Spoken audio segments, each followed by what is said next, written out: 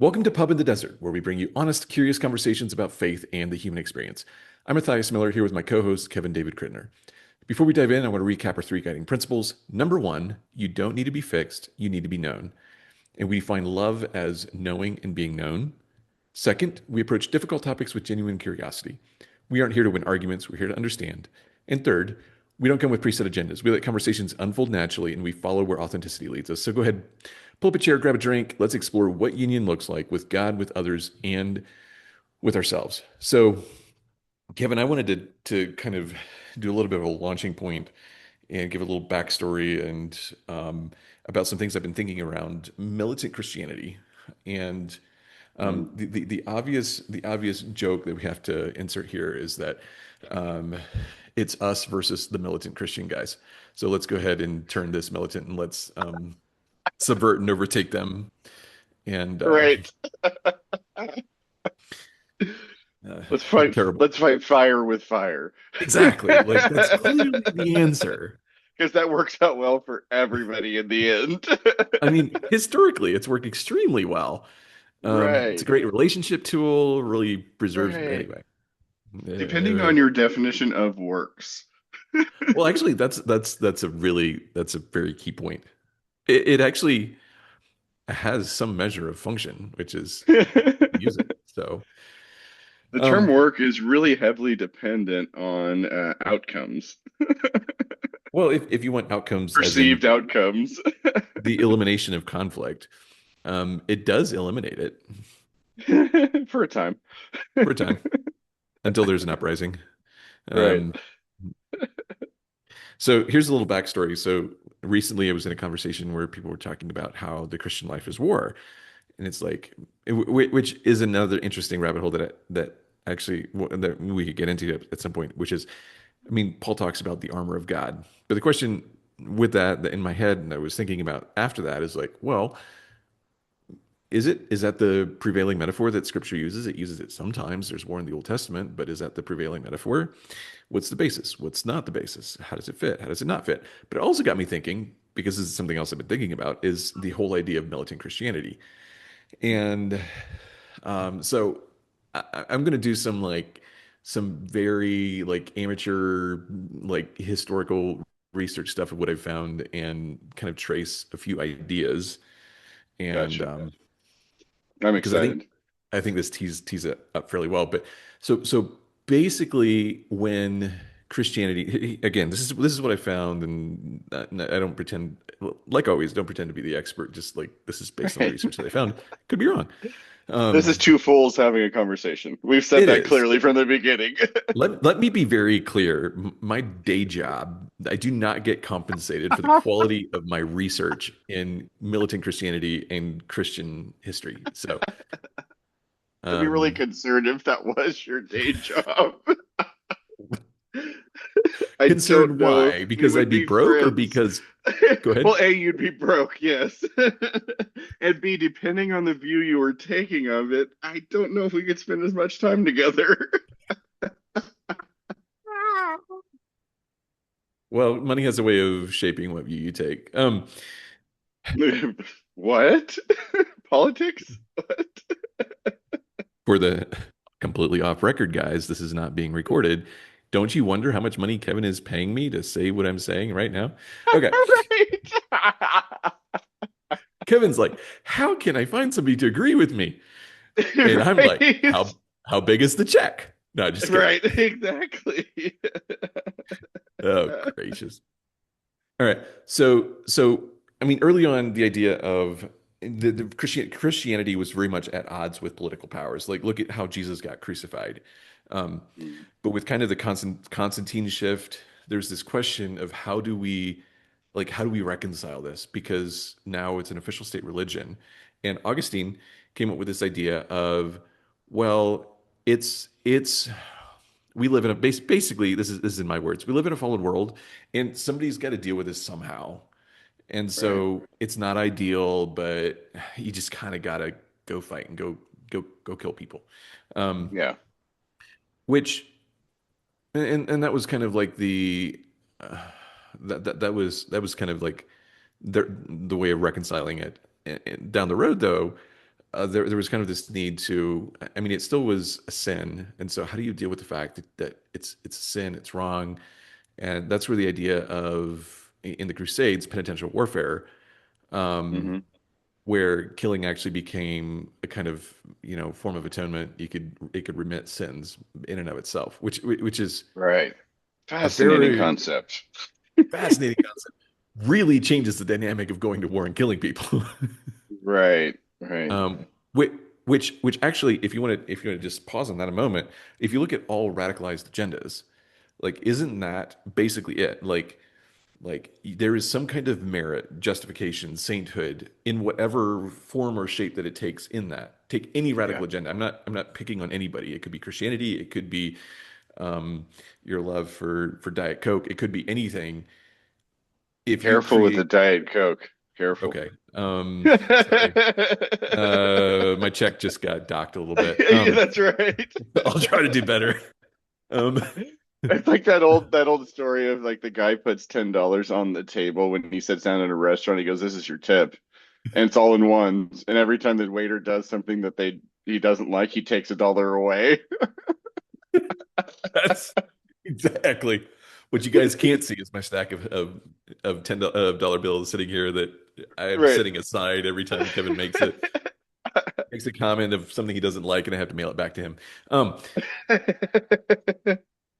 Oh, good. but but anytime you have a radicalized agenda, like there is the sainthood, the whatever it is, the meritocracy of it trumps the damage that gets done, and it ends up Always. incentivizing warfare type of mentality, Right. and the end does end up justifying the means. Right. Did you come across the concept of just war in your research?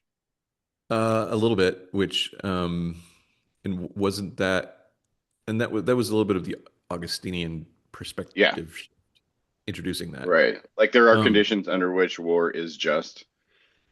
yeah, let me see if I can pull up this author because I read a book years ago. It's called Kingdom Ethics, and I think this is the right one. I have to go find out who the author is. He had a very interesting take on just war, which is like the basic idea was just war in theory is a great, fantastic theory, and in an ideal Mhm. state, it exists. The problem is, anytime you have humanity involved, there's no pragmatic way to actually fulfill the conditions of a just war, Right. which is an interesting Because take. there's no such thing as pure motives. Right. Yeah, like we assume that there's such a thing as pure motives in our world, but nobody's motives are pure. There's always an alloy of something mixed in with the purity of the just war. It's impossible. For war to be just, it would legitimately have to be led by somebody who had pure motives.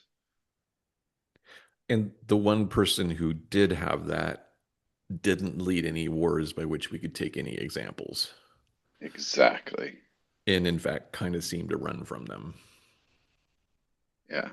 Kind of chose to submit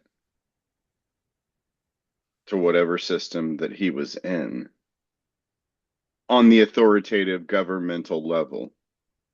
Well, let's frame submit though. Yeah, yeah, yeah. I think that's an important framing. It's not just submit as in I will follow. It's I will like I mean let's be clear that the submission ended up costing him his life because he wouldn't bow to the system, both the religious and political system. Right, right.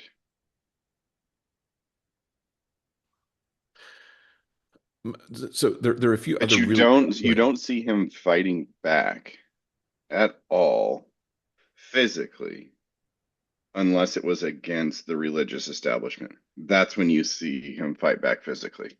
You see him fight back spiritually, verbally, Right. challenging constantly, asking questions, pointing things out. Yes, of course. But physically, the only time, and this, I think this is utterly fascinating. It just hit me.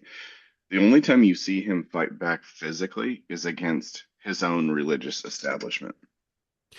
But then it's also to clarify even further, it was against can we say Okay, literally, it was the tables, like the tables in the temple. Hmm. It was not. It was actually. It was not physically against the money changers. That's Mm. a point to take, but it was against the religious constructs that were Yeah. set up, ungodly Right. religious constructs, which really was the equivalent of take Elijah and Baal and like the all of that. It was the Jesus time. uh, Maybe I'm making too quick of a parallel, but the Jesus equivalent of that of destroying Mm. the idols. Yeah. Yeah. And there's a long history of it, not just in scripture, but anecdotally as well. There's this old story, I think it comes from the Midrash of Abraham that before he leaves to go follow God out on his own kind of thing, where he goes into his father's temple and he destroys all the idols except for one with an axe, and he puts the axe in the hand of the last idol left. In the morning, he hears his father weeping and wailing because all of his idols are destroyed. He goes, "What's wrong?" He's like, "All my idols are destroyed." And Abraham goes, "Well, it looks like he did it." And he goes, "How could he do it? He's just made of wood and stone." And Abraham goes, "Well, why are you worshiping him then?"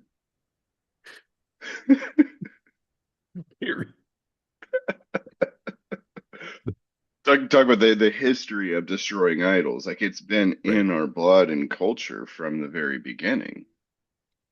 Yeah. But I didn't want to take you aside from No, where you were it's going.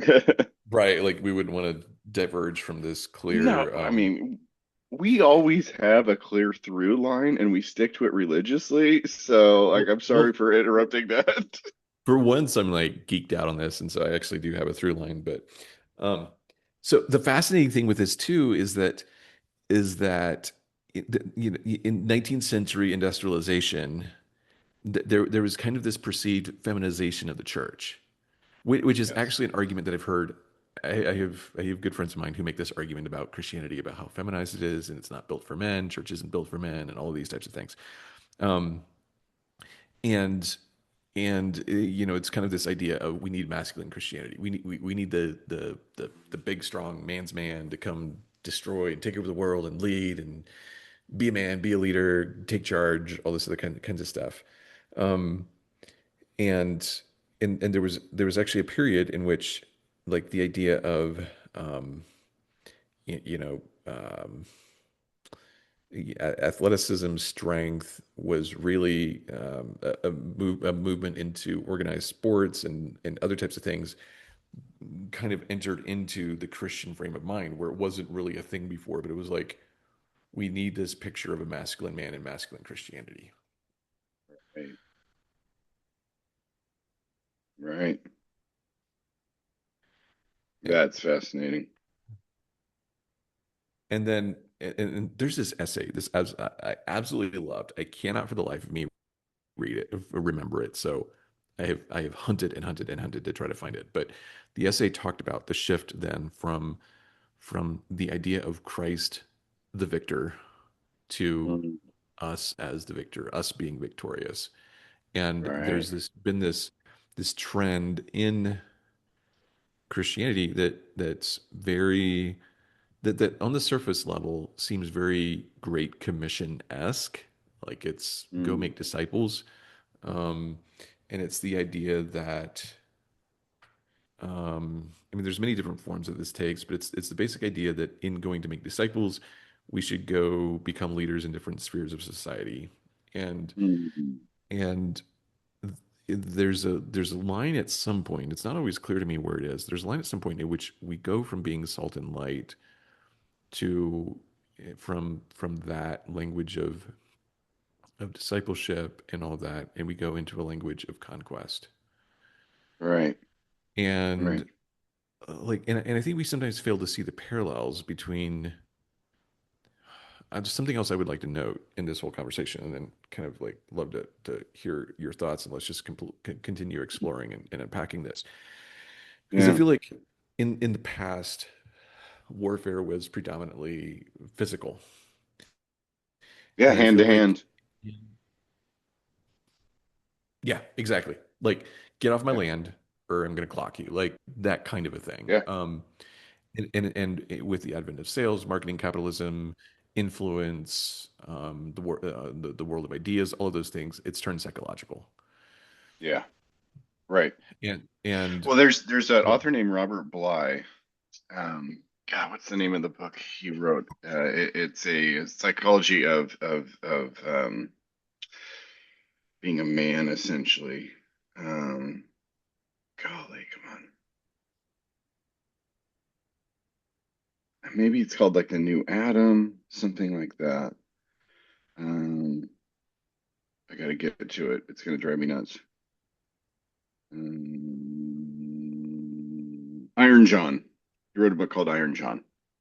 And he makes the point that what you just said exactly, like warfare from the beginning was hand to hand. It was a test. It was shaping who we were as people. And increasingly more as time has gone on, the conflict has become distant and distant and distant. And now where you can sit at a keyboard and hit a button and it drops a bomb on somebody 10,000 miles away. And there's no having to face somebody. right, And I don't want to belabor this point because I love where you're going, but same thing with internet culture. I can sit behind a keyboard and I can tear you apart, but I never have to come face to face with you. See the look in your eyes, hear the tone in your voice, potentially feel the shame of my actions, or feel the weight of your fist on my jaw because I have stepped over the line. right. So if you to your the people you were talking about as the feminization of the church, I mean, I wouldn't just say the church, I would say society in general. Because the more distance we have, the more emotionally manipulative it gets and less physically. And so if I say something about you that is is wrong or is off or is whatever, however you want to characterize it, and you don't have to face me, it's going to embolden you. Right. But if you have to sit across a table from me and say something to my face, then your responses are going to be way more nuanced. Right. So I didn't want to take away from where you're No, going, but just that point of Robert Bly was making this point way, for a long time, way back in the 70s and 80s, and all of his writing is about what I would say what the feminization of our world looks like. so He you would describe. connects it back to, I'm sorry. Go ahead. He actually connects it biblically back to the curse that God gives women or I don't even think it's a curse. I think it's just a reality of your husband will have power over you and you will resent it. And he says that part of the resentment, the fighting back in the way you can, is creating a more feminized world instead of a balance between the masculine and the feminine, creating a more feminized world so it gives you power.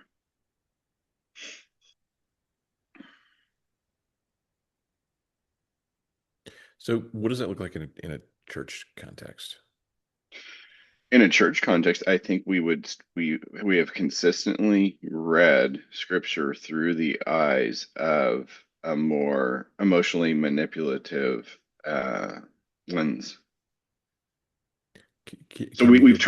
turned Jesus into this really nice and peaceful guy who went around loving everybody all the time. And while that there's an element of that is true, we've taken away the hard edges from him. We don't emphasize the anger of driving people out of the temple. We don't emphasize the direct confrontations where he looks somebody square in the eye, face to face with them, and says, "This is the truth. You're whitewashed tombs. You're a brood of vipers." Like we Right. don't emphasize those things because it's not correct societally, emotionally, relationally for us to act in that way. And I would see that over and over and over again. So, but then we also have this tension in which we have like pastors who are this is minority. Like I want to be clear, but we have minority pastors who are, sorry, by minority, I just mean, wow, that can mean a lot of things. I just A mean small a few pastors, percentage. a small percentage of pastors who are very, very much domineering, patriarchal, my way, authoritarian, and they have the edge, but there's something there. It's a very dominating edge, and they have a following, but it's not great for really anybody unless they're Right. willing to buy into the game or, you know, yeah. So Yeah, how, well, I mean, the most current example of that would be Mark Driscoll at Mars Hill, at least on a large scale, right. which was very militant, masculine, domineering. That was way too far in the other direction. But he had a wide following. Well, and I would say he actually still does. Um, Yeah, yeah. I, I have all sorts of feelings about that.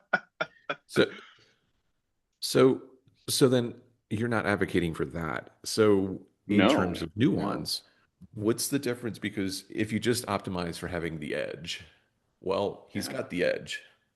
He has the edge, and it is attractive to a segment of the population. So two questions. What so what's the contrast? This sounds like such a silly question, but I don't mean it this way, and I don't mean it to be the personal against him. But what's the difference between Driscoll and Jesus? Like, what's the difference between his edge and Jesus' edge? And and also, what is it about people that has the draw to that distorted edge from your Well, perspective? and I'll use this language tongue in cheek, but cults look for disaffected people within a society. There's a portion of the populace that is longing for something. In Right. my opinion, those who were drawn to Mark Driscoll were the majority were men who felt powerless. And this was a way to gain power within their lives. Well, and there's kind of this vicarious gaining of power, isn't it? Yes. Yeah. And well, a vicarious gaining of power, but and also a permission to dominate. Yes. Yes. Without a doubt.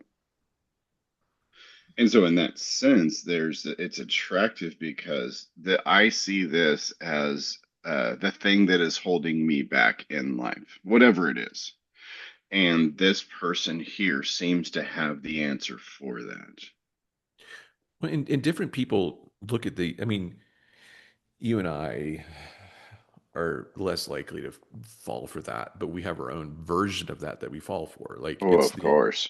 it's the for you and I, it's less the guy with who can bench this or that or who whatever, and it's the guy who it's the intellectuals, it's these other people who have this unique spin on the world that we think will Yes. suddenly solve whatever issue that we're facing. Um, Right. so it's within all of Right. us to externalize. So what's the difference then between so help clarify the healthy and the unhealthy edge, the Jesus edge and the not Jesus edge. Yeah, it's a great question. Well, first and foremost, I think the difference with Jesus is orientation. He, he was constantly orientated towards the Father, and all relationships flowed from the orientation towards the Father. I think the danger in these situations on a very human level is me as a human being. I sense a lack in me, and need to get that lack fulfilled horizontally towards another, towards a teacher, towards a partner, towards a friend, towards whatever it may be. And so my orientation is that way. And when that becomes my orientation, then what becomes my God? That person who can give me the answer, that person that makes me feel known, seen. Then that becomes very dangerous because that person, that company, that organization is not God. It's orientation for me. It's like in a very basic sense, think about marriage. The way marriage was designed was union with him, and then every relationship flows from that. That's how it was designed.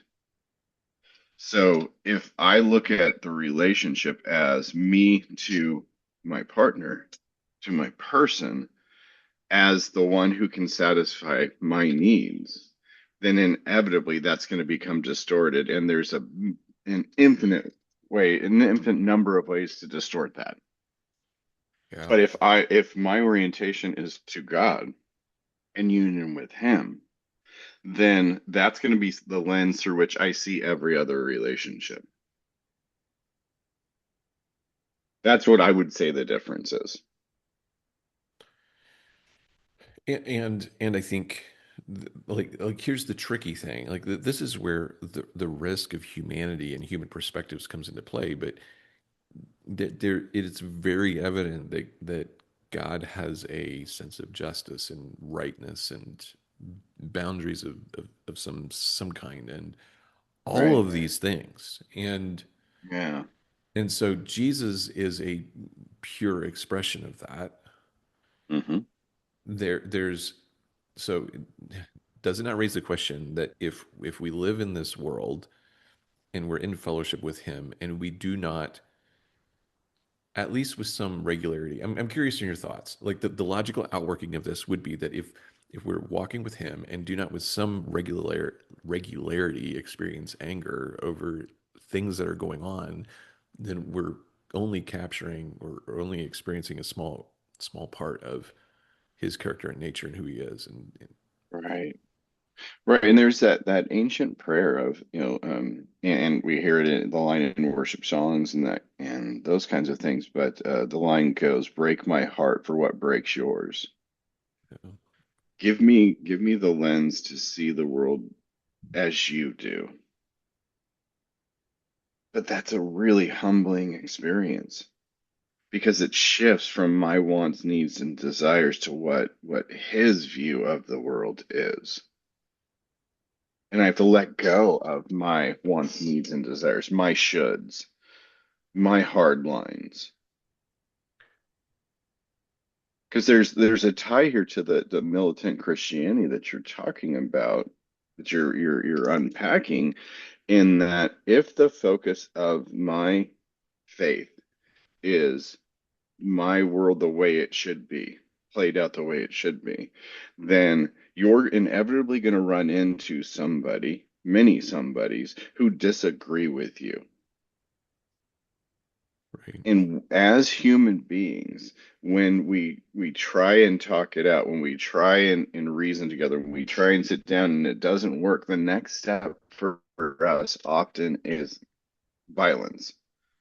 And that has to play out over time. It has to build up the pressure before the volcano explodes.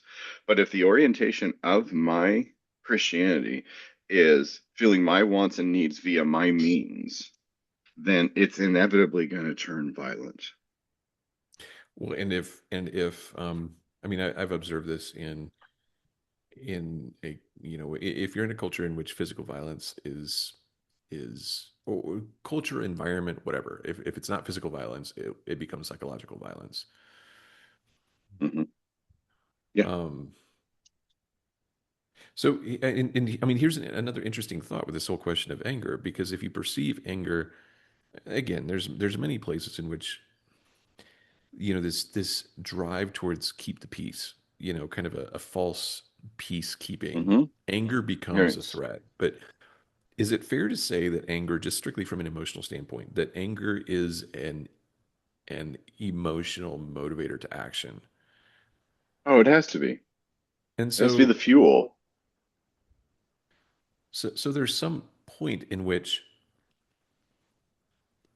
I mean, so part of it is part of what people are looking for is this so much passivity towards actually literally doing something in the world, making a difference of some kind, love Right. lived out, like where that feels so absent that there's this hunt for a motivation, something to get me out of my seat and to go do something.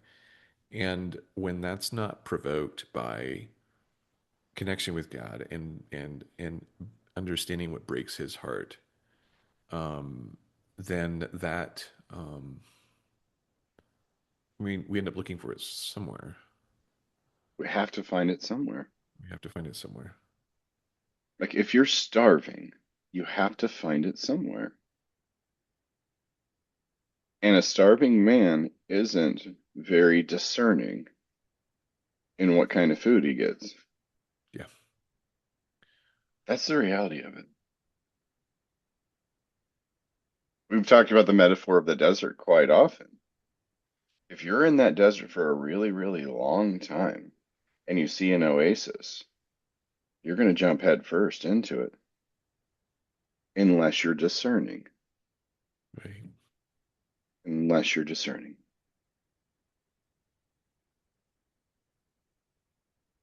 It's utterly fascinating. Yeah. There's this story. One of my favorite books is called Born to Run, and fabulous book about about running, human physiology, cultures that have developed over time, all that kind of stuff. But there's this one story. This young couple, they're on a run in the Barrancas in Mexico, and they get lost, and they can't. They're in these canyons. They can't find their way, and they're just thirsty. They're dehydrated. That kind of thing. They got to find water, so they find a puddle, and the puddle is just like murky water and that kind of thing. And so they try and filter it as best they can, but they have to drink. So they drink from this puddle, and it's just like parasite infested kind of thing. Like it just brings to mind that when you are dehydrated, when you are dying of thirst, and that puddle is there, you don't have an option. It's what you do. Well, this is very reminiscent of the Sermon on the Mount. Um, and I mean, my wife and I had this conversation just recently about the people, uh, people's general hunger for relationship, and like what that, what happens when that's not fulfilled, and how desperate people become, and the things that people do, um, which is heartbreaking. There's And by people, we mean all of us. everybody else, not me. Okay, Kevin, because my life is perfect and I have it all Take a put dollar, together. take a dollar and mail it back to me. Right?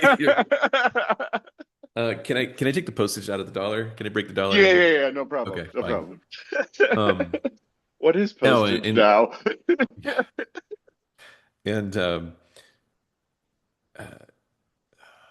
yeah, I mean, to that point, there's something that I've been wrestling with recently, where I'm like, wait, was that really like what was that? Um, and so, or what is that? And so we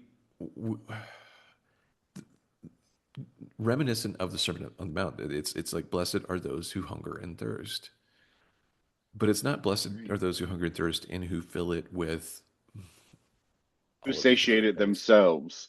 Who satiated themselves? Exactly. It's blessed are Yeah. those who hunger and thirst and eat of the manna of who partake of the kingdom, who find their fullness in the kingdom, Right. the sustenance, the what they need. Well, and that goes back to blessed are the poor. Right. Like in order to be hungry and thirsty, you have to be poor first. You have to have come to the place where you recognize that all my efforts, everything I've tried, have come to very little. In fact, they've actually been quite painful for me. And it's not my way. I can't do it. And so that turns you towards what can satisfy that. Right. Well, you look at the entire Sermon on the Mount, go back, reread Matthew 5 through 7, spend a few years in that place. His core teachings of everything that he said is contained in those. You look at things like, it has been said that thou shalt not murder. But what I'm telling you is if you have looked at your brother and called him an idiot, you're guilty of murder. Or it has been said, thou shalt not commit adultery. Okay, awesome. But if you have looked at somebody with the longing gaze, you've committed adultery. And we want to get really religious about this. Well, how far can I go? And I remember being at a men's conference. I forget what they were called. There was like a big men's conference that was like in the 90s, early 2000s. Do you remember what those big Like the really big, like the evangelical Promise Keepers? promise Or keepers? Thank you. Yes, yes, yes, yes. I remember the guy on the stage trying to create this thin line between what was and what wasn't. And he goes, If you walk down the street and you see a woman that she's attractive, you can look, of course. And it was kind of tongue in cheek. You can appreciate God's creation, but the second look, then you're in trouble. It got very religious about it. But what I hear Jesus saying in those examples is, all of you have no right to judge anybody because all of you have committed one of these things that has separated you from God. How about you clean up your own house? How about you take the log out of your eye before you look at the speck in your brother's? Like he's saying, all of you, he's trying to create union here. All of us, we're all on the same page. this takes me back to a very long time ago, yesterday, and it's like 1 o'clock in the afternoon, and I'm like, You can my, remember that? I know it's crazy, and I'm like, my head feels a little funny. And like, what is this? And then I'm like, oh, I've barely eaten anything today. I should probably eat something. Um, Yeah. and I think the reframe is rather than like, okay, instead of saying like, oh, let me go eat just half a donut, not a whole donut, just half a donut, and just Mhm. half a donut. It's like, no, let's stop. Like, I'm hungry. Why am I hungry? I haven't eaten. Oh, or not eaten much. Like, oh, I should probably go find something that's really good to eat. And to your point, it's like rather than rather than drawing the line, and it's saying like, one look, not two, or whatever that line ends up being. Take a moment and self reflect. Oh wait, this is actually indicative. I am hungry right now. Where have I not been Right. feeding myself, letting my appetite Right. feed on Christ, the kingdom, these things? Let me reorient myself back to that and say, like this is it's not a statement of the external world. It's a statement of the state of our hearts and what we're feeding on. And it's not even like using that as that shift of awareness of hunger. Right. Right. The fascinating thing, tying back to just war and militant Christianity, is what is the point of militant Christianity?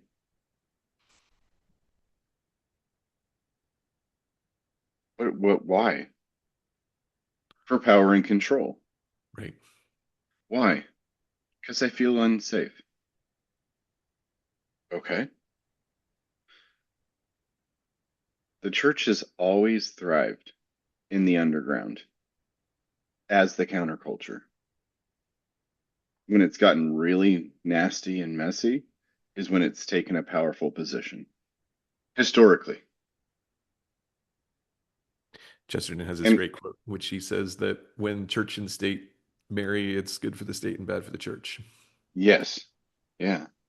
And I could give you 1,000 examples throughout history of when a theocracy has been a horrific thing, not just for the adherence to the whatever faith it is, but for society in general. Yeah. And it's not just Christianity, it's Islam, it's Buddhism, it's Hinduism, it's all of them. Faith does not belong in a position of power. Well, at that point, it ceases to be faith, does it not? Yes. But sitting in our churches today and having conversations around cultural Christianity, just limited to Christianity, how would faith be defined?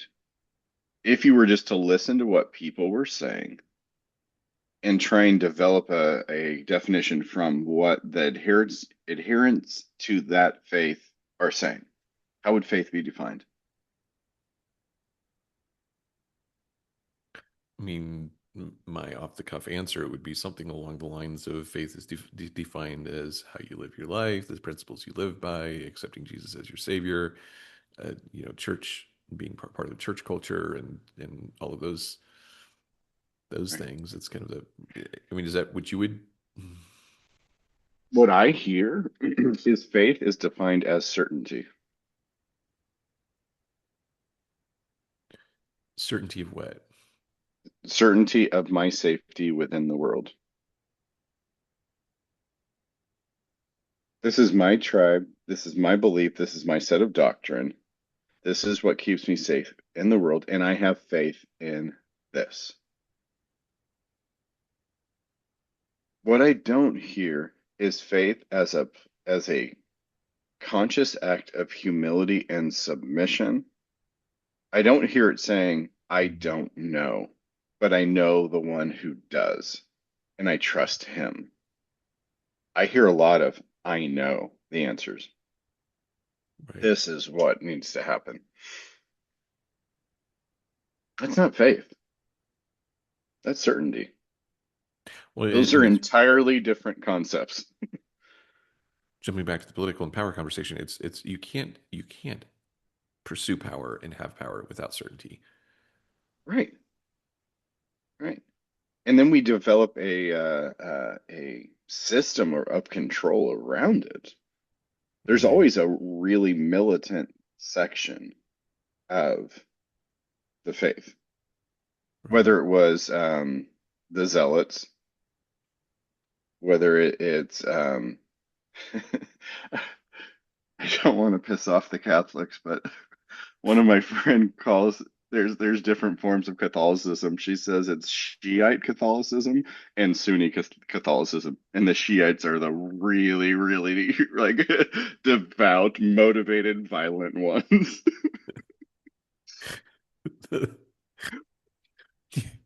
That's probably Okay. the broadest stroke of offending people that you've taken. Yeah, right. I just now, to be fair, I never said that. My friend did. Right. Exactly. Flashes your hand into the situation. Well, since I'll do I for you mean, what you do for me. Like I could go further in offending people. it, You got the Reformed Calvinist, right. which are the Shiite version of Christianity, Well, which but is even psychologically violent. yeah, but even within that, if you dive deeper, there's segments and subsegments, segments that are segments of that aren't within the broad evangelical movement. There's segments that are Hmm. militant and segments that aren't. Like Yeah. within every group, there are segments. Okay, this raises a very two interesting observations. Number one, the desert father, the whole Constantinian or the Augustinian justification. Wow, whatever the words are that I want to say. Um, Provoked an equal and opposite reaction in which a lot of the Hmm. monks, desert fathers, those types of people went out to the desert because they felt like the demons and enemies that they were to fight were interior, not exterior. So Yeah. that's an interesting observation that from Saint this. John of the Cross is thrown into jail for his theological beliefs. And so at that point, it's just like he writes the Dark Night of the Soul when he's in jail for his theological beliefs. And he's just like, I just kind of got to go out into the desert. I got to go to a monastery. I got to go somewhere away from this. Right. Yeah. The other the other interesting thing is, and you're just going to groan and be like, of course, but I'm going to say it anyway. Take $1 off the table. Yep, exactly. Like, hey, I made assumptions about your response. But like empirically, one of the questions I asked empirically, what are the things that are safeguards against militant Christianity? Well, shockingly, good thing you're sitting down. Two things. Number one, intergroup interaction. So go back to, I mean, really neutralizing. Go look at the Civil War, the whatever term you want to use that, the racism, the strong divide. Like there was an intentional act to separate two groups of people by race, which invoked violence. The fastest way to mitigate that, I mean, look at the people who grew up with with friends of other races, Yeah. and they realize, oh wait, they're no, they're they bleed red, like their blood runs red, like whatever, like they are humans fundamentally, like we are. And so the same with us is when we sit in our ivory castle and we like this comes with some of the same risks that you talked about last week with what if you end up taking on elements of the other people that aren't healthy? Like what if like there's this it's a reality. Like there's a cost to it. Right. But what Yeah. happens when we stop sitting on our side of the aisle and start engaging with other people? So intergroup interaction is one of the greatest ways to break down the militant kind of bent. The other thing is, again, also shocking. Good thing you're sitting down, but like personal walk with God, like like empirically walking with What? God reduces your militant bent. I know Right. this is like clearly we're growing radical here. I just found it very interesting that for all of those people who are hating on AI, this is what Gemini surfaced on its deep research. And of course, use your own brain. Um, I- Sad that we have to say that out loud. And again, use your own logic and critical thinking skills. But what if I don't have any? Then just use AI. That's fine. just use AI. Please don't use mine. Um,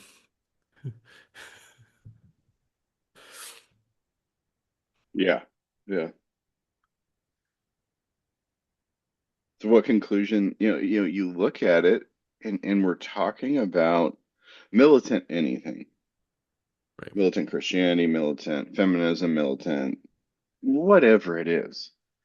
Anytime you see a bent towards being more militant, you have to see a fear that is driving that militancy, if that's a word. We're going to pretend like it's a word today, Probably if is. it's not. Okay, so can we just for the sake of pragmatism, pick all the millet. Let's pick just a bunch of just a whole list swath of examples. Um, Militant marriage, you versus your spouse. Militant parenting, you versus your kid. Militant, you versus your 2-year-old. Your the terrible twos, as people like to call them. Like Yeah. And you're the going to lose that one, by the way. Just get used to it. get used to it. You versus the teenager. You versus your boss. You versus your colleague. Your colleague who's trying to get the raise and promotion. You're trying to get your raise and promotion. You versus them. Church. You versus the pastor. You versus this other person. You versus like what what are the what are the underlying fears, or what might be the underlying fears that people experience? Let me ask a question like this. Let's say I'm in one of these situations. Pick one. Throw a dart. Pick one. Hmm. And I am not able, from my own vantage point, to see the own fear that I can't. Let's say I'm blind to it. What kind of thoughts, ideas, options, questions would you raise to help me understand what the underlying fear is when I'm being in a militant situation? Right. For me, not for somebody Yeah. else. Well, for me, you'd have to start situationally. Imagine this image just popped into my mind, so let's see how far this metaphor goes. Let's say you find yourself in the middle of a lake, standing on a little rock island, just enough for you to put your feet on. And you're looking at how do I get back to the shore? You recognize that you're disconnected, and those emotional feelings could be anger, frustration, sadness, depression. It could be all those things. But I'm on this island, and I don't know how to get off.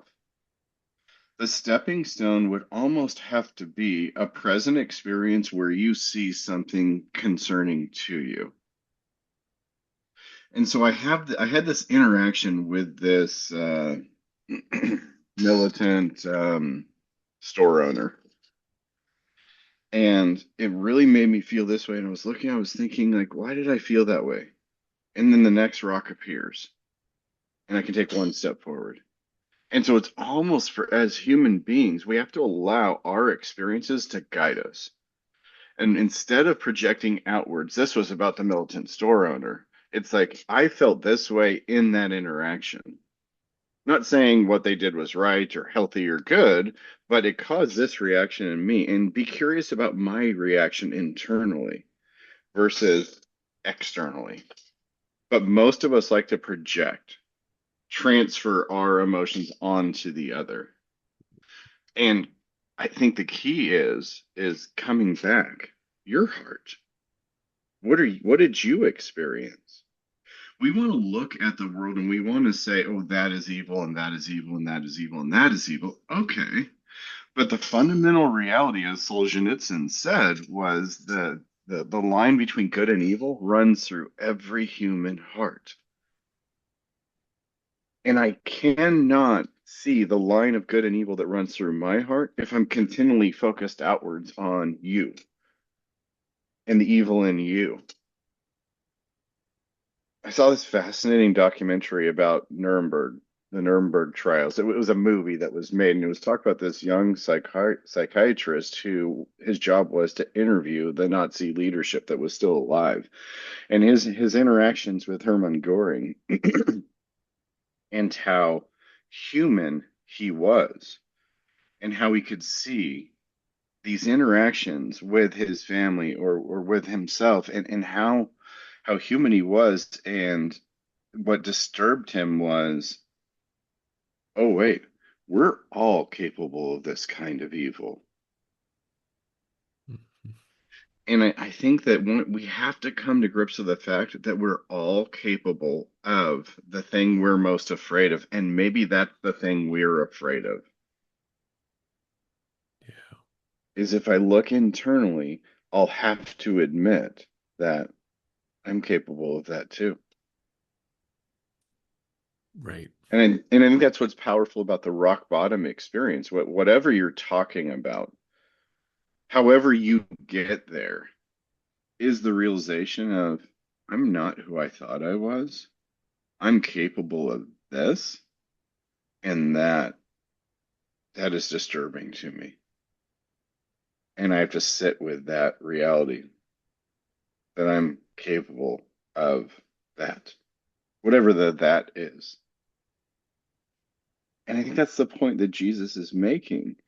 We had the Ten Commandments, thou shalt not murder, thou shalt not commit adultery, all those things.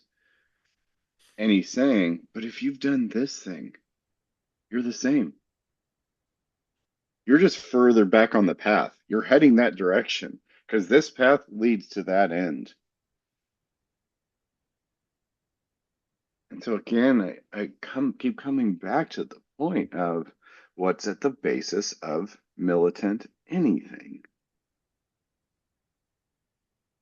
Something striking me as you're making that statement, which is, can you imagine being a person who is only aware that, let's pick the Old Testament, where killing somebody means the death penalty, and if you don't have an awareness of the internal state that is leading you there, can you imagine how terrifying that experience of life would be? Right. Like if you have, and I've been here. I mean, I've been in places where I've had these emotional experiences that are leading me somewhere. Sometimes have led. Sometimes are leading me places that just aren't good. Like it's like the point that Jesus is making is that, oh, okay, this is not a definitive statement. This is more like a curiosity question here, but like perhaps suffering, one of the definitions of suffering is is having walked, is the distance that you walk down that trail before you realize that you're on it. Yeah. And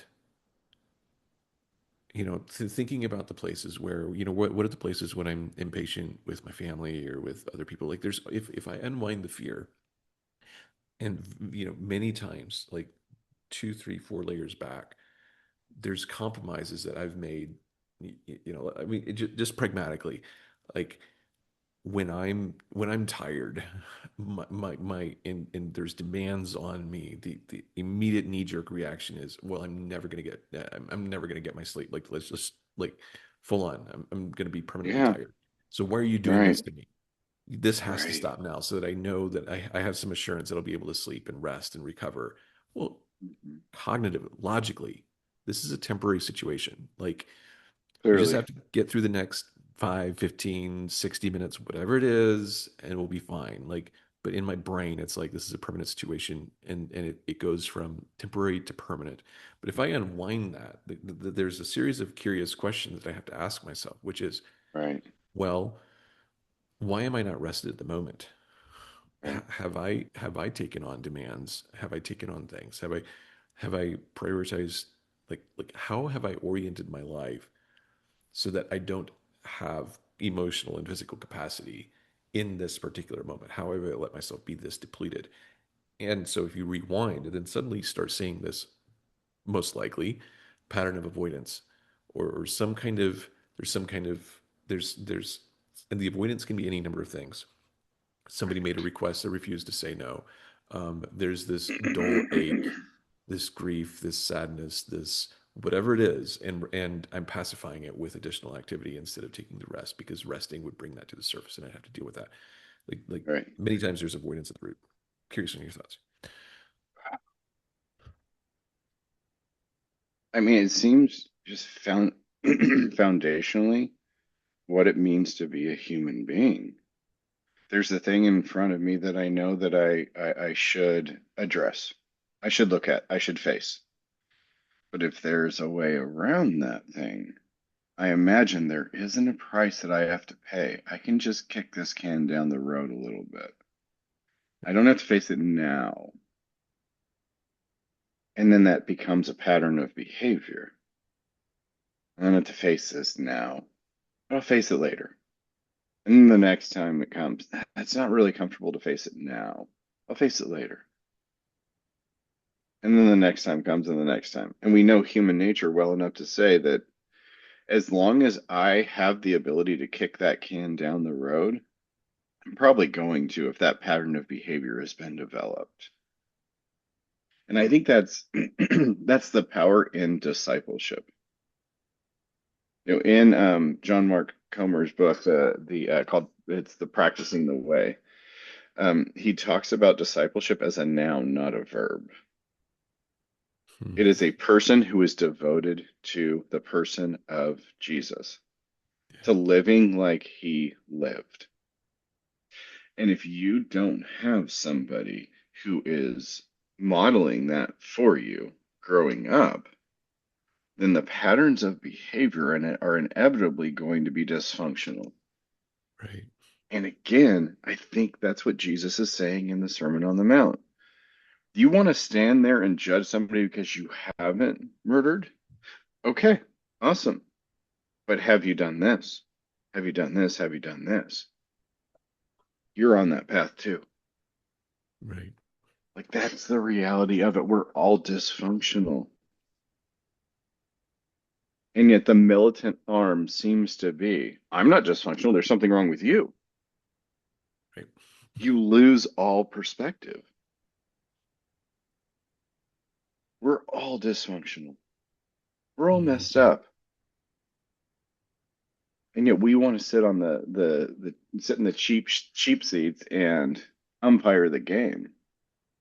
Oh, I see this clearly. Okay. How clearly do you see it? Because clarity requires little to no separation.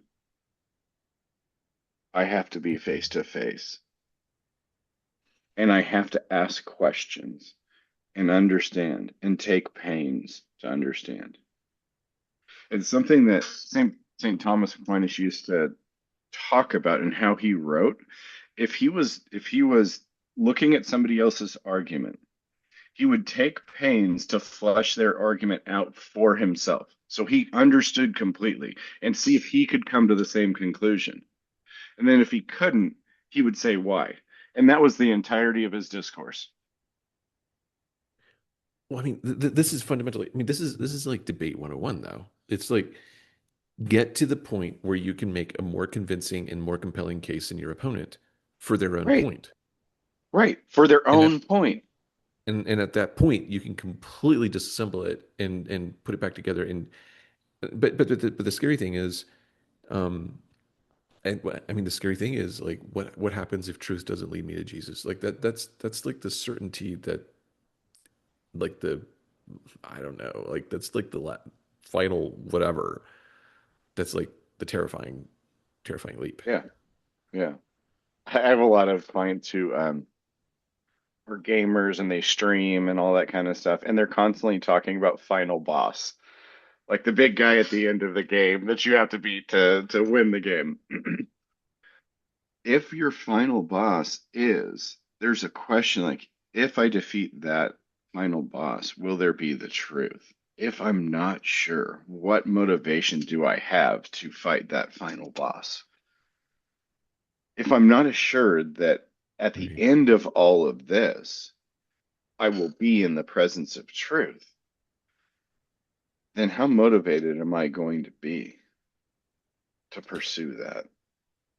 Well, there's some sense in which before you can even do that, you have to have an assurance that the world at some fundamental level somewhere is safe, that there is Right, some framework right. fundamentally that if you pursue truth, you will find it. And if you've been raised in militant environments, whatever, militant religiously, militant politically, whatever, then there is no safety. Safety is based on you being right. Hmm. Safety being in militant groups, the self protection of the group and the agenda that the group has. Right, right. You That's being right so about that. fascinating. Yeah. You know my fascination and obsession with this side obsession. It's not like whatever takes over my life, but this is one thing that fascinates me is like social dynamics and cult groups and cult dynamics and like because that is the extreme case in which you see separation and militant thinking like like you see so closely the parallels Yeah. and the Yeah. separation enforces the militant thinking and the militant thinking enforces the separation and it becomes it really becomes a cancerous cell of society that wants to go take Right. over everybody else and infect everybody else and we have to protect ourselves lest we be infected by other people um, Right. um, there's a fascinating concept around um, the so the Kathy Colby was the researcher and inventor, I don't know what you call it, of the Colby Index, which is a way Hmm. of which she says measuring how people instinctively take action, which she believes Hmm. is people are is largely constant from the time people are born, which is a whole other conversation. Like let's just whatever. Right. The studies that Dive they've into done another day. there's limits. Like we Yeah. anyway, but they did research on different projects at at like Ivy League schools around different things, and they tested a whole bunch of different things. But one of the things that they tested then was what's the predictor of success in a particular venture. And they measured it against the Colby Index. And the Colby Index is four different areas that it measures and four different modes of action. And what they found was that the successful teams had in each of those modes had 50% coverage in the middle zone, 25% coverage at the extremes. Which, when you Hmm. think about that, that's kind of a normal human population. Like most of Right. the people, by definition, are average, and then about half the people are outliers on either end. Like whatever. Like Right. um, and that was the greatest predictor of success. And so, what militant individuals would like to I mean what any militant group any elite group separatist group whatever you want to call it wants to believe is that we have the answer but Mhm. but empirically that's not true like as much as I you can categorize certain types of people I'm skeptical of these people skeptical of those people Right. in wherein those traits are simply I don't know. Admittedly, those traits can be weird distortions of reality, but wherein it's just like neutral differences of perspective, personality, band, whatever, like those Mhm. are actually the things that you empirically need to create a sane, healthy, whole perspective of Right. the world. And I've never made that connection as to why they taught this as being like this is important when you're assembling teams that you actually want teams to get things done. Um, but never translating that into the concept of union versus separation and what that looks like for integrating with Right. the world as a whole. Right. And I think if I can dovetail on that, I think that's the downside of the two-party system and the polarization that we have is that really, like, if you really had to think about it, if you sit on the liberal side of the fence, there is something that the fundamental worldview, by however means you define it, has for you, and you need to learn. Um, Right. and vice versa. If you're on the fundamental side of the fence, there's something that the liberal side of the fence has to offer you that you are missing because you don't have that. And Right. there's in if I had to perhaps oversimplify it, there's a well, I don't think it's fully oversimplified. I don't have, I think there's research that supports this, but this is the armchair version. But like the higher your openness to experience, the more likely you are to land on the liberal end of the perspective, and the more you're like there's this sense, in a healthy sense, an anchoring to what has worked, to the past, to the fundamentals, to the basics, to the all of those things will tend to lean you towards general structure and order, will lean you towards the fundamental side. And Right. if you have all structure and no chaos, it's really quite lifeless. If you have all chaos with no structure, I mean, that's starving artist land right there. Right. Like it's the integration of those two. Right. So it seems to me like what you're saying is if you're open to experience, you're going to find yourself in the middle quite often. Because I'm open to the experience of this, but I'm the what you call the liberal side. I'm processing this information, okay, and then I'm open to experience, and I'm seeing the more fundamental conservative way, okay, and I find myself in the middle saying, yeah, this is a really good point. I like that. This is a really good point. I like that. Like there's an intelligence that's gained, a wisdom that's gained in the center. There's a really fascinating angle, which is absolutely fascinating me for eons, because the Colby, not for eons, but throughout the period, like the last few years, but there's the Colby Index has the idea of what happens when you find somebody who is in the center zone the whole way across, and what are the Yeah. traits, what are their experiences. And one of the things that's fascinating is that they're usually the underappreciated normal person. They're super Yes. boring. They're not like whatever. They get along with everybody. They can communicate with everybody, but They're not they're not. reactionary. Yeah, and they're a little hard to pin down because, well, are they detail oriented or not? Depends on No. the Yes, situation. sometimes. Depends on the situation. Are they organized or not? Well, it depends. Do they take Yeah. risk or do they mitigate? It depends. I mean, for the Colby Index, it's like, do they deal with tangibles or ideas? Yes, they do. Either one. Yeah. And so what ends up happening is that they're not actually chameleons. There are people who do that who are chameleons. Like Yeah. I'm not bent towards detail, but I'm going to coerce myself into detail over here, Hmm. and because I need to adapt Because I because have to, because this is I what the have environment looks like. exactly. But Yeah. these are people who are multifaceted because that's just how they are, for whatever reason. Yeah. Right. And those are the people that nobody thinks about. They're rarely they're rare to get. Um, I think in many situations, rare to get promoted because they're just, quite frankly, look kind of bland. Hmm. Um, there's rarely, um, I think there's rarely leadership that looks at that and says, recognizes that as like exceptional. But you take them out of the group dynamic, and all of a sudden the whole thing starts to fall apart. Right. And so the only way you can really like measure their impact is really having them in a situation and out of a situation. Yep. They're the glue that holds everything together. Yeah. I think of this, and this is odd that I'm bringing up this example, but the movie The Devil Wears Prada.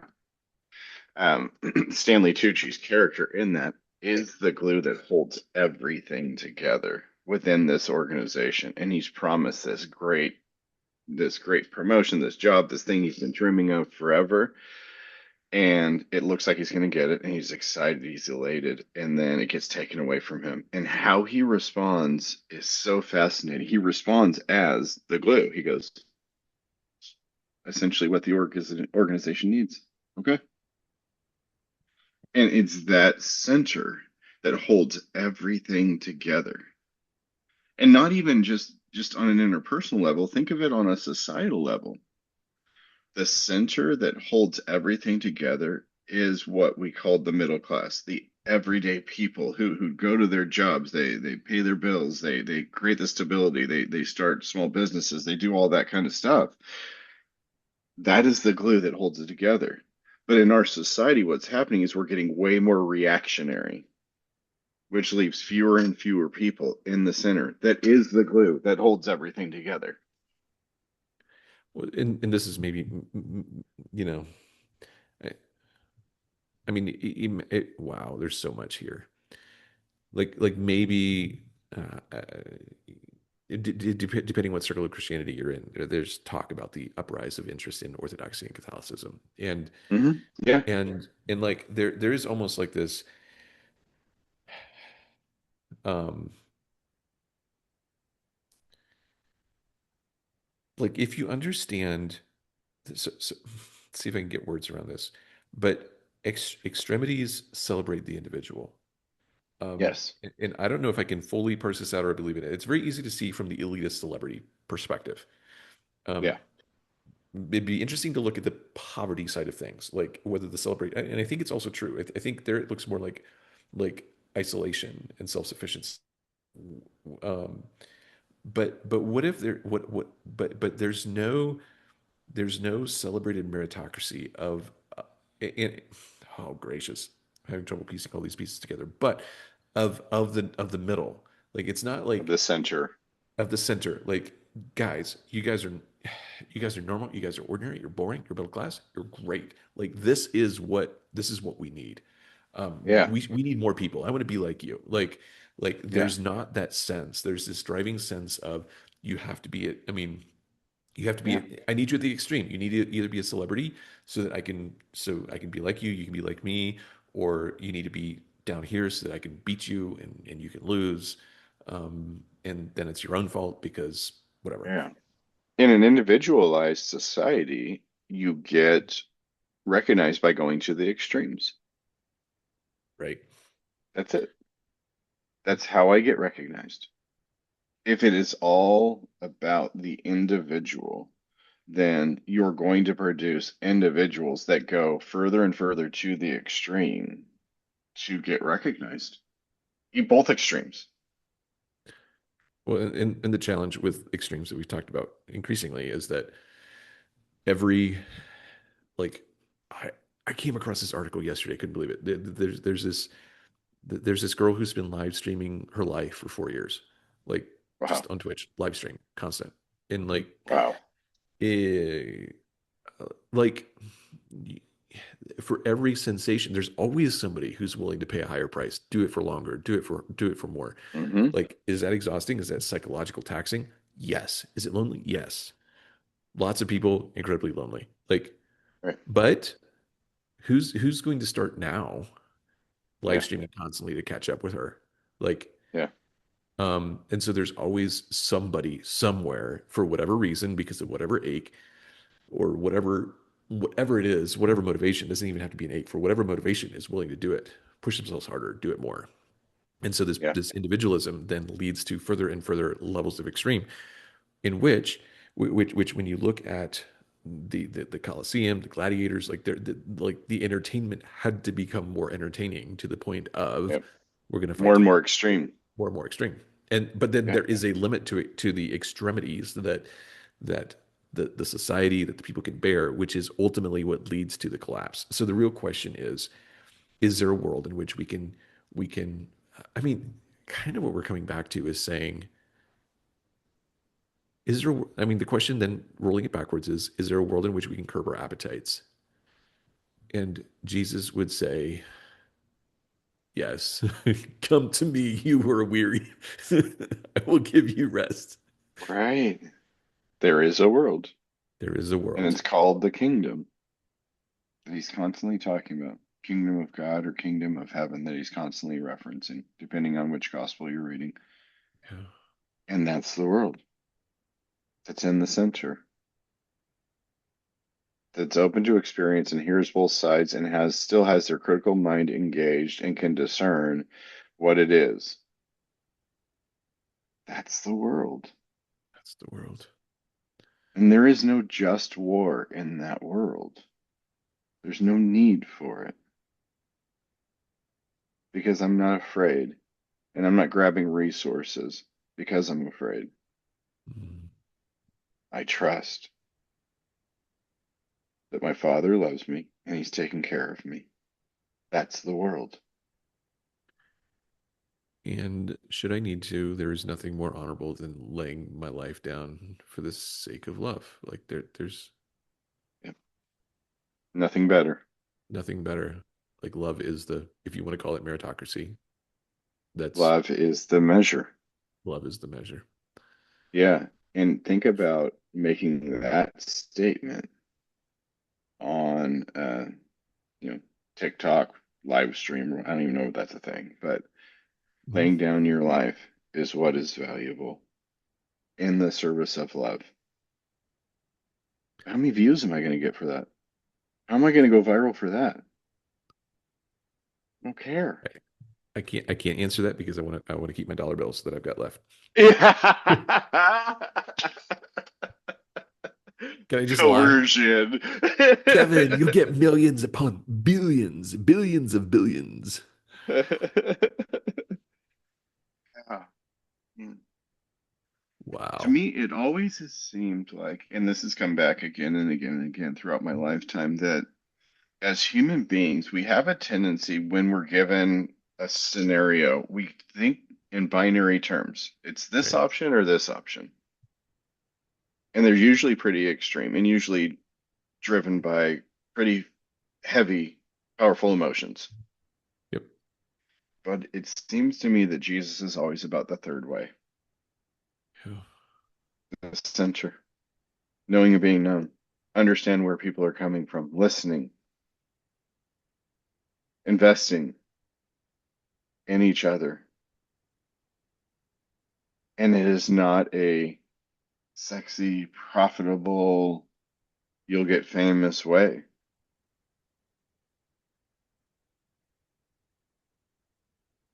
There is no distinguishing of the individual.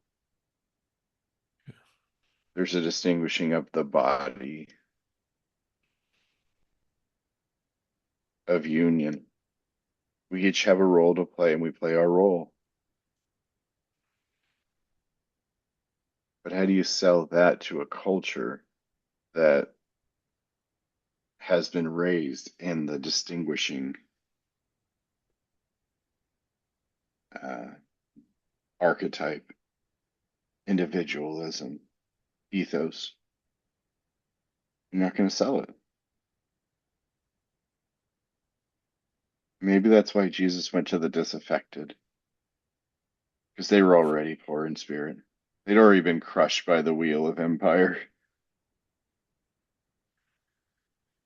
Let me show you what union looks like. Let me show you what the kingdom looks like. Yeah.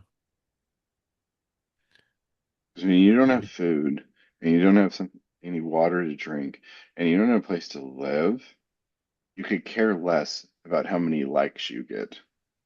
Right. That's the heart that's ready for the kingdom. I think many people mistake the fundamentals of marketing. And if you read some of the great advertisers, it's fascinating to hear some of their perspective. And they don't all share the same perspective. But anybody will tell you that the best place to sell hot dogs is to a hungry crowd. And Shockingly enough. Do you have I know market it's, research on that? yeah. Are there studies?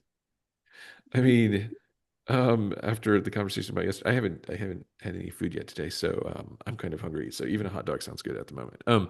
Great. The but I think you have to have that perspective. It's the whole idea that Jesus talked about sowing.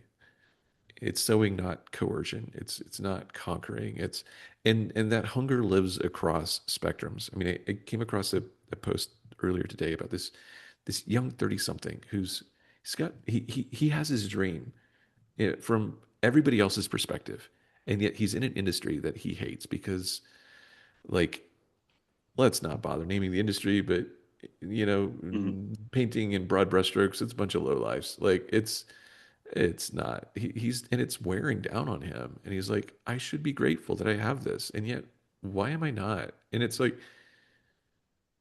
and somebody responded to that, and they're like, I've been there, and what I learned is that my life is not for me; it's for other people, and that's what turned it around for me. And I live the most fulfilling life now. And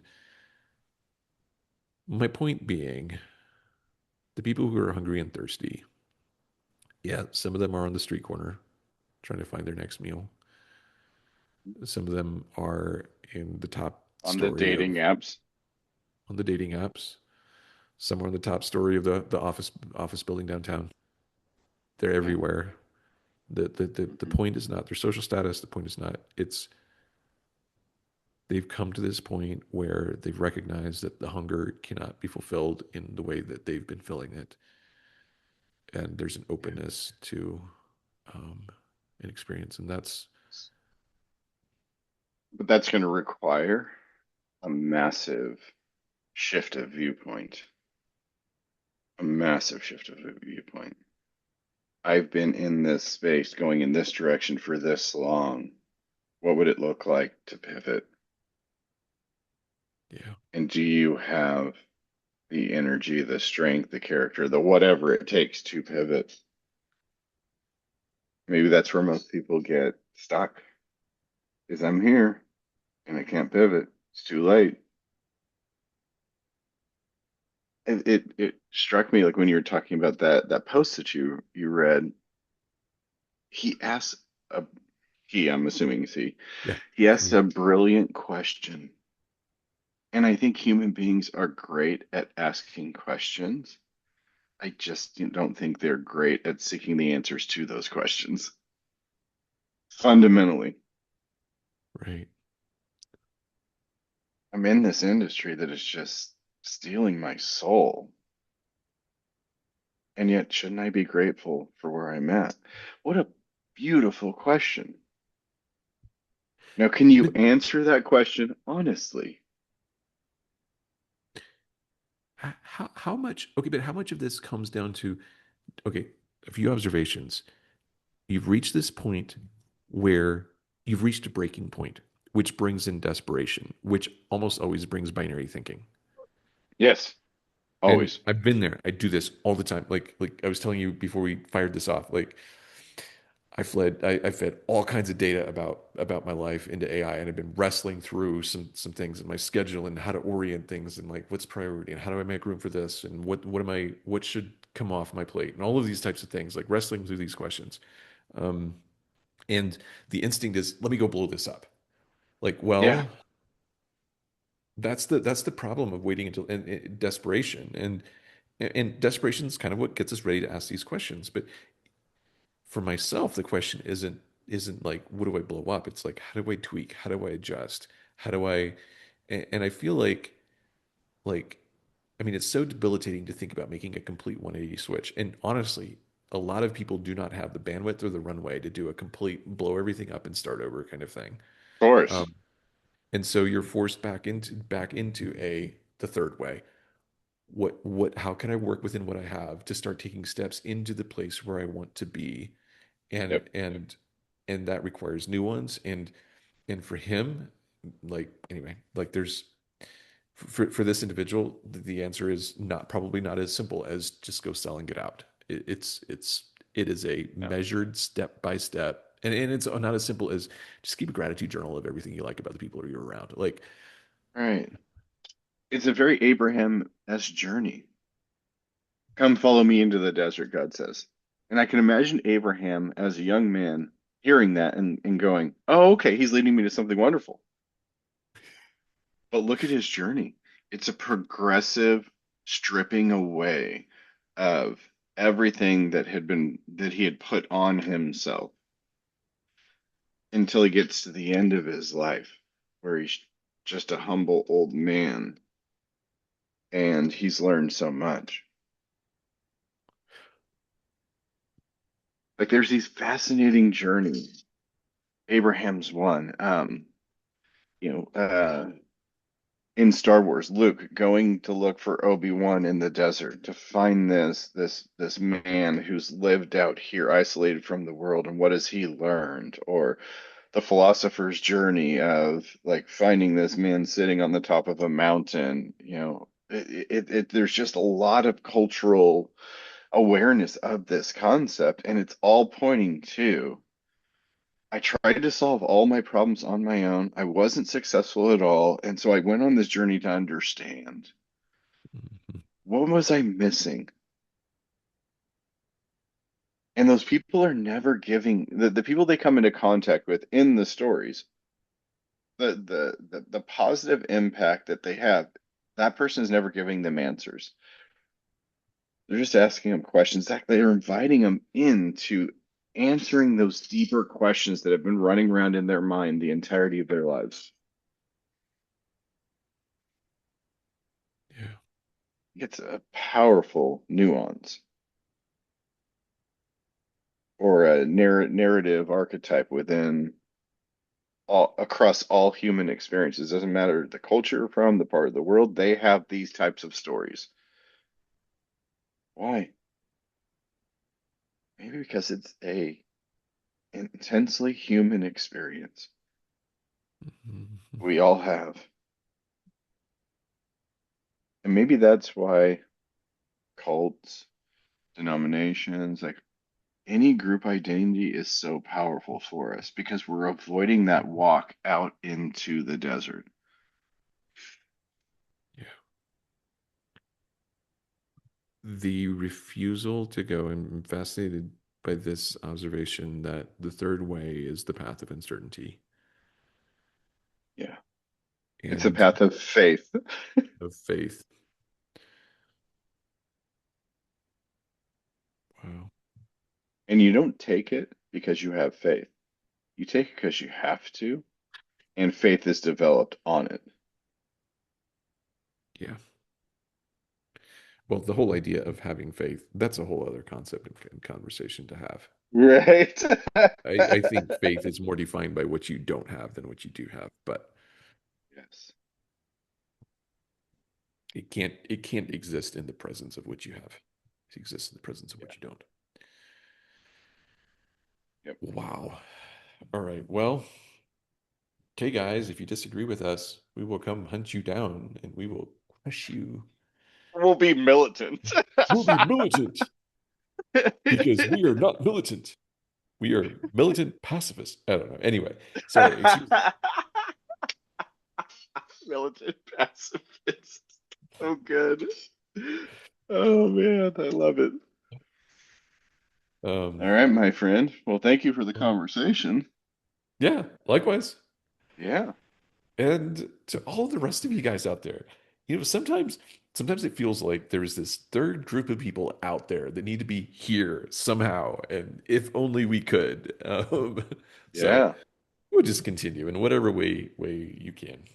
We invite you to be a part of this conversation, Yeah. and we're grateful that you listen in, and we hope that, goodness, we hope you take the best ideas and leave the worst ones. That's my real hope. Yeah.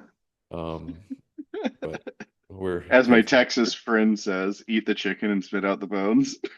Yeah. People are like, man, I was really hungry after that one. I'm gonna go have to get me a Big Mac or something. All I have is a pile of dead chicken bones. Um, anyway, Not much meat on that. not much meat on that. All right, All guys. right. Anyway, all right. Uh, so literally, to all of you guys listening, I'm grateful that you're willing to go along on this journey. We're glad to do this. And so thanks for the wonderful conversation, Kevin. Until next time. Till next time.